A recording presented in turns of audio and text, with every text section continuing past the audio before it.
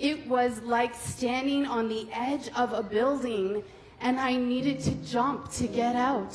I wanted a strong man by my side and a happy family, because I grew up in a very chaotic, violent, lonely family filled with mental illness. And I wanted my shot at having a happy family and creating a safe home.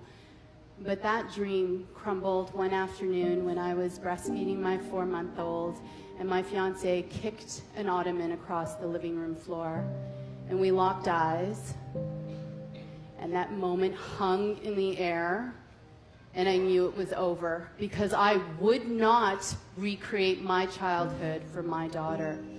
But the risks were this baby with all of their needs. How was I going to raise her alone? How was I going to go from 2 incomes to 1? And how was I going to go back to my Bay Street job when mat leave was over? I had to jump, but there was no net. I couldn't see the net. I needed a guaranteed net. And I couldn't risk her well-being, and I couldn't stay because of him, and I had to make a decision, and I jumped.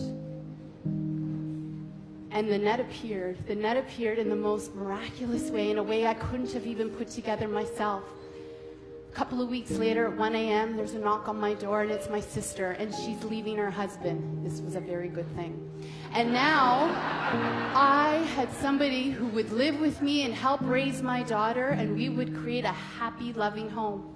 And then a few weeks after that, that Bay Street firm called me and said, "Would you like a giant severance package?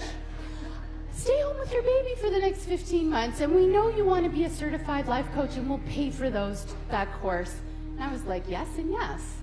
And so that net appeared, but it couldn't appear until I jumped. I went about my way, and I became that life coach. And then one day, a friend, a soul sister who just gets me and knows me, asked me, "I guess you're going to help food addicts."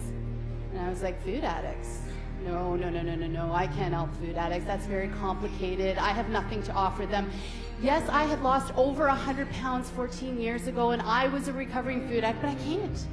Because food addicts want skinny people to help them. Food addicts want, cover of Shape magazine people to help them. And don't you know my biggest fear is you're going to call me fat? And if you call me fat, I'm going to crumble. I can't help the food addict. So this time, instead, I put my toe on the path. And as soon as I set my foot down, the universe responded with a resounding yes.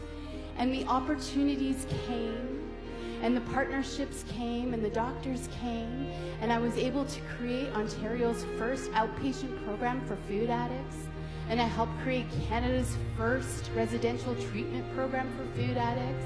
And the programs were filling and people were recovering. And the best part, the absolute best part, was I was living my passion. I took what I thought would be the greatest curse of my life, and I turned it into a blessing, and I get to serve each and every day.